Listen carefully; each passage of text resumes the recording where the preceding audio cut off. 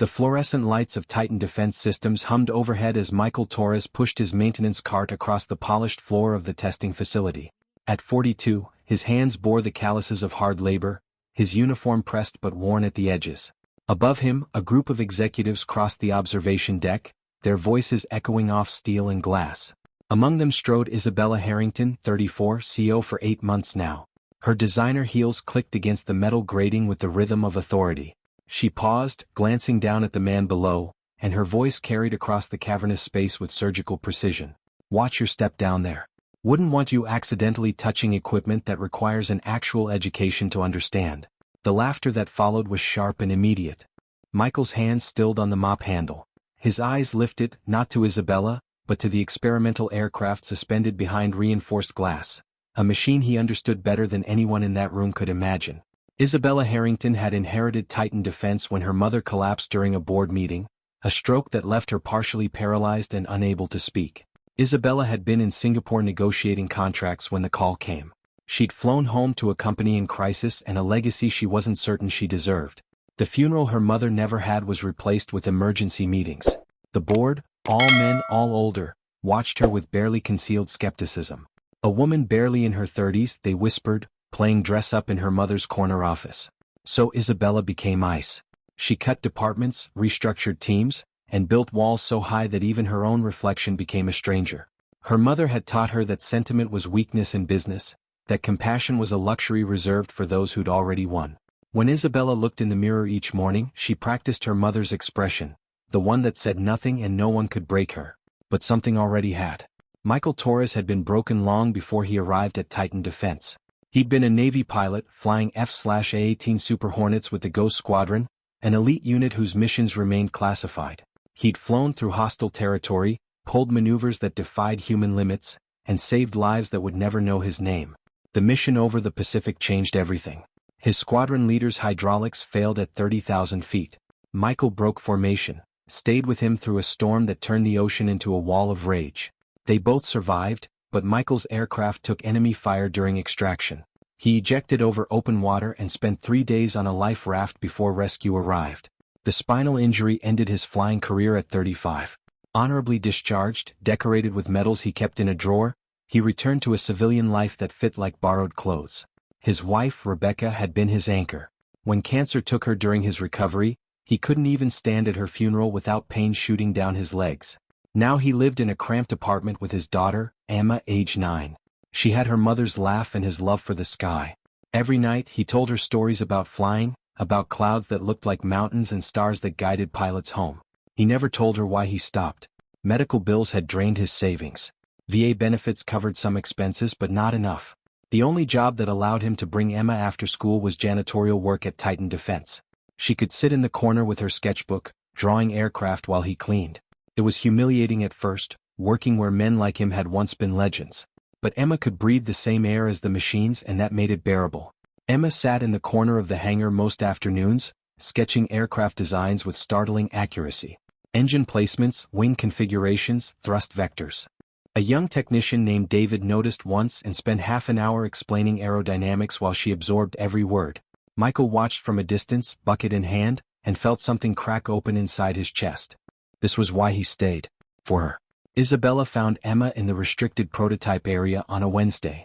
The girl sat cross-legged, examining a discarded technical manual, her small fingers tracing diagrams with reverent care.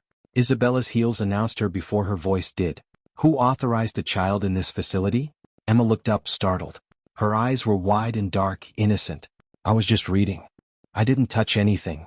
This is a secure area for professionals, not children playing pretend. Isabella's voice was frost. She gestured toward the prototype behind glass.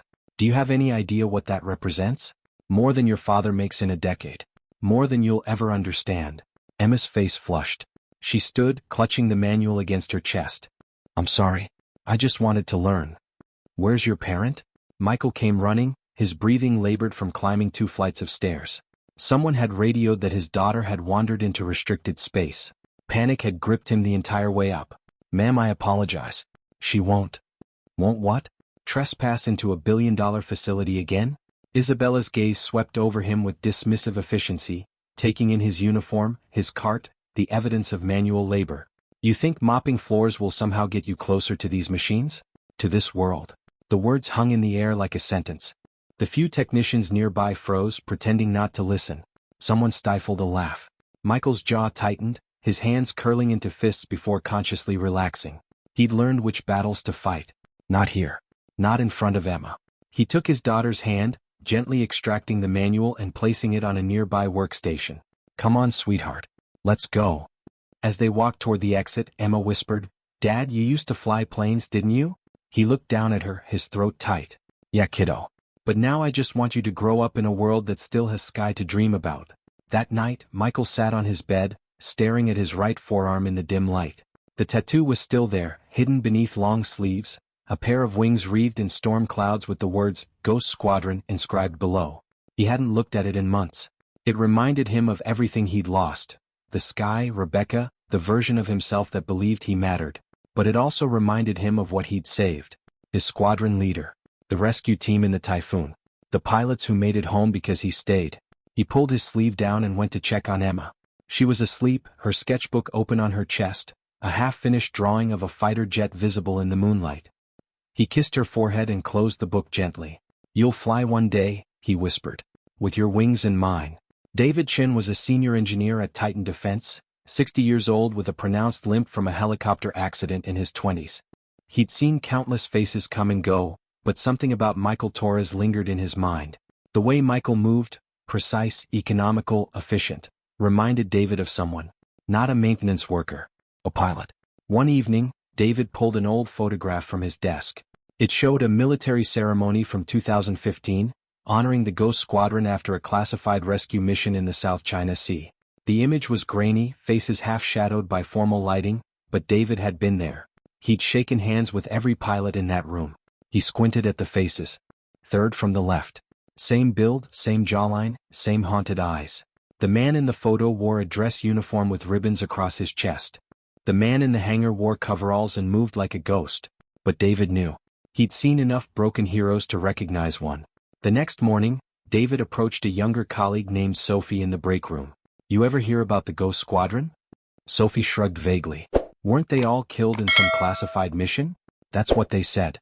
Training accident in the Pacific, off the books. Supposedly the whole squadron went down. He nodded toward the hangar where Michael worked. But I don't think they all died. Sophie frowned. The janitor? Look at him. The way he moves. The way he looks at the aircraft. That's not someone who just cleans. That's someone who flew. The rumor spread like smoke under a door. Engineers began watching Michael differently. Some pulled up old news articles comparing dates and faces. One found a declassified mission report mentioning the Ghost Squadron's final operation, but all names were redacted. Isabella heard the whispers during a budget review. She was mid-presentation when a junior executive leaned over and muttered something to his neighbor. She caught the words janitor and pilot, and slammed her palm on the table. Are we seriously discussing conspiracy theories about janitorial staff? This is a defense contractor, not a fantasy novel. But the words followed her. That evening she stood in her mother's old office, looking at a photograph on the wall. It showed her mother, 20 years younger, shaking hands with a young pilot in a flight suit. The pilot's face was motion blurred, but the insignia on his chest was clear. Ghost Squadron. Her mother had never spoken much about that day. Isabella had asked once, and her mother had only said that a pilot had saved her life during an emergency landing in the Pacific. A pilot who refused recognition and disappeared. Isabella stared at the photo, arms crossed, her reflection ghostly in the glass.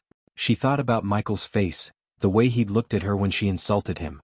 Not with anger. With something quieter. Resignation. She turned and walked away. It couldn't be him. Heroes didn't become invisible. The crisis erupted on a Thursday.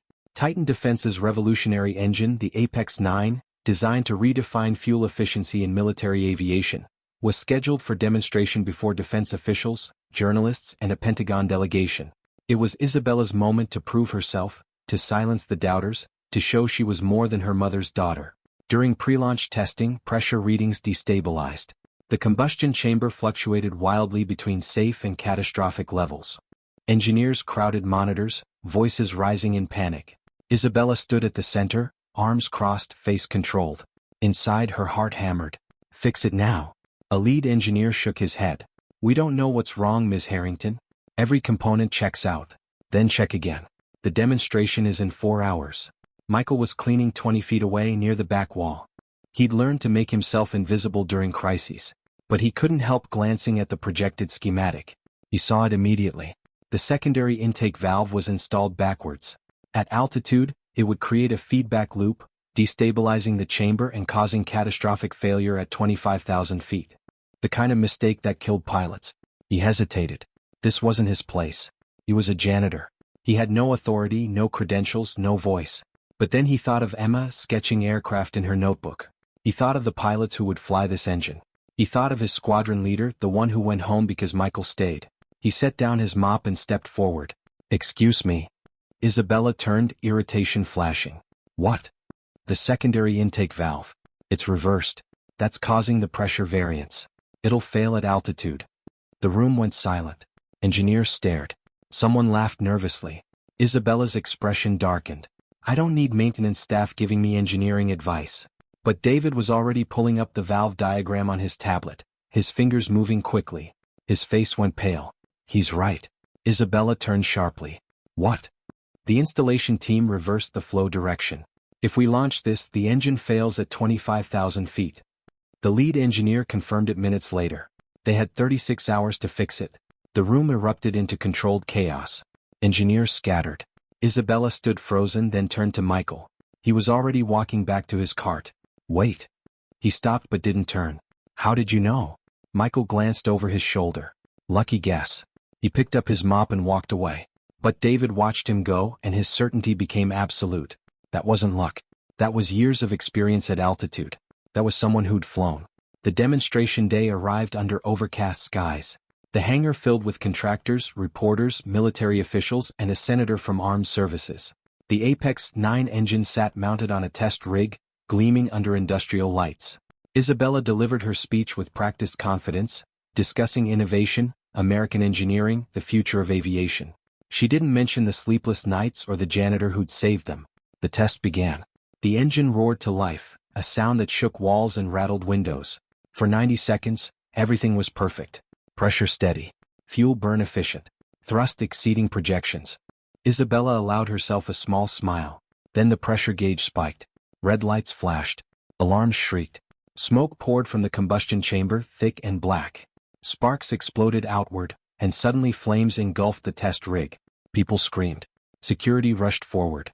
The sprinkler system activated but couldn't contain it. A second explosion rocked the hangar. Through the chaos, Michael saw a young technician named Ryan trapped behind the rig, his leg caught under a fallen beam.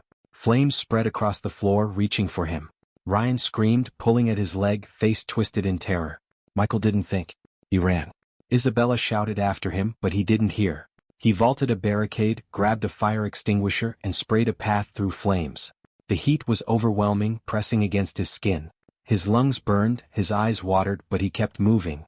He reached Ryan, who was coughing, face streaked with soot. "I got you." Michael lifted the beam, pain shooting through his back, the old injury screaming. Ryan scrambled free, clutching his leg. Michael wrapped his jacket around the young man's shoulders, shielding him as they stumbled toward the exit. The fire suppression system activated. Foam and water rained down. Emergency crews swarmed in. As Michael laid Ryan down outside the hangar, his jacket fell open.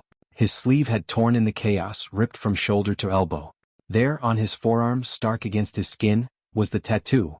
A pair of wings wreathed in storm clouds with the words "Ghost Squadron" inscribed beneath. The crowd fell silent. A reporter gasped. "That's the Ghost insignia." David stepped forward, voice shaking. "That's the squadron, the ones declared missing in the Pacific." Another engineer pointed. "I knew I'd seen him before." A journalist pulled up an old photo on her phone. A grainy image from 2015. Faces blurred, but the insignia clear. The Ghost Squadron. They saved a civilian rescue team during a typhoon. Presumed dead when their aircraft went down. Isabella stood frozen, face pale. The photo in her mother's office flashed in her mind. The pilot who saved her. The one who disappeared. She looked at Michael, really looked, and saw it. The scars. The way he carried himself. The quiet strength that had nothing to do with pride and everything to do with survival. Her mother's words echoed. He didn't want recognition. He just wanted to go home. "It's you," she whispered. The hangar emptied slowly. Paramedics took Ryan to the hospital. Reporters were ushered out, questions unanswered. The senator left without comment. Isabella dismissed everyone except David, then walked to the maintenance bay where Michael sat on a bench, stitching his torn jacket. His movements were careful, practiced. Emma's backpack lay beside him. Isabella stood in the doorway, arms crossed, but her voice was different now. Softer. Why didn't you tell anyone who you were? Michael didn't look up. Because titles don't save lives. I just wanted to teach my daughter that courage doesn't need an audience. Isabella stepped closer. You saved my mother 17 years ago. Emergency landing in the Pacific. Typhoon. Rescue team trapped. He nodded slowly. Helena Harrington. Good woman. Told me to take the medal. I told her to give it to someone who needed it more. She sat beside him, the CEO vanishing, replaced by someone smaller, more human. I've spent 8 months trying to prove I'm strong enough. I thought strength meant never falling, never showing weakness. She paused, voice breaking. But you fell. And you're still here. Still saving people. How? Michael finally looked at her. Strength isn't staying in the sky, Ms. Harrington. It's knowing when to come down for someone else. The words hit her like a physical blow.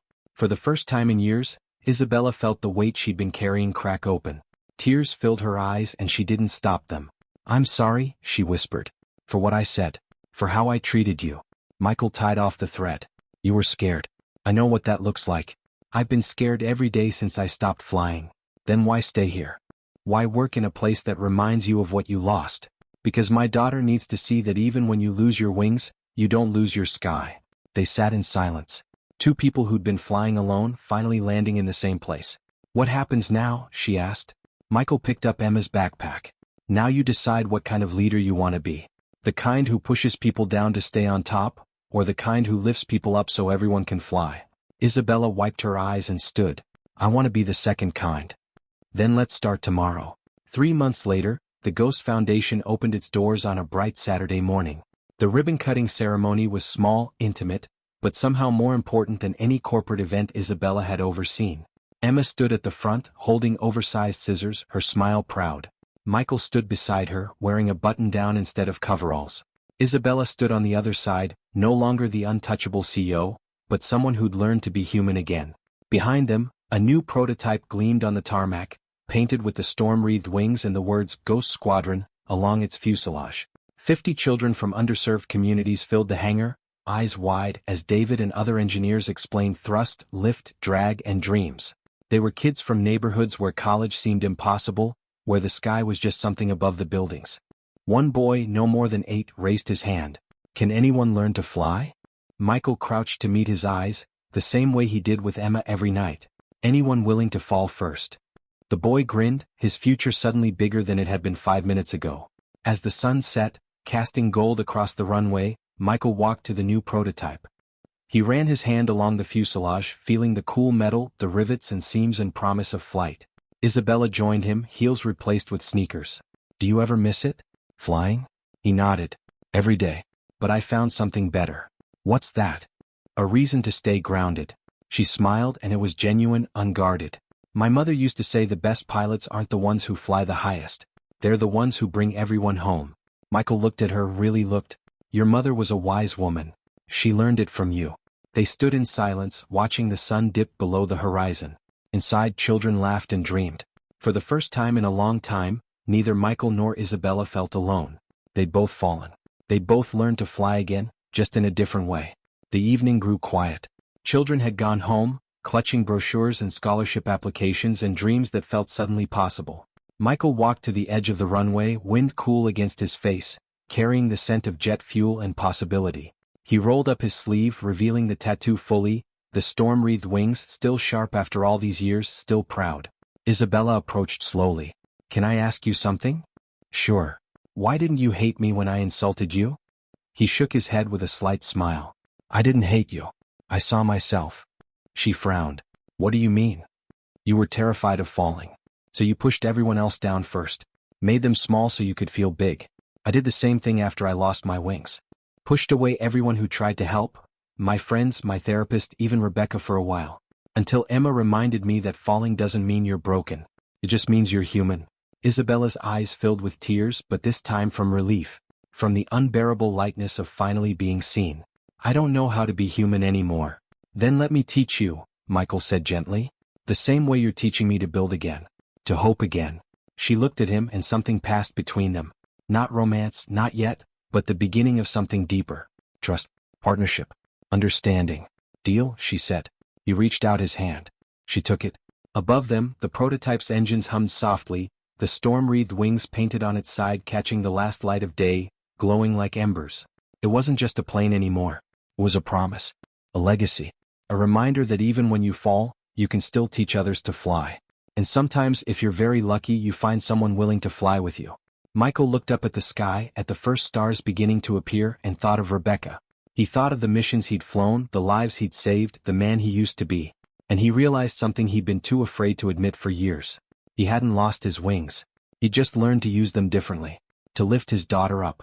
To catch Isabella when she fell. To build something that would outlast any flight he'd ever taken. "You ready to go home?"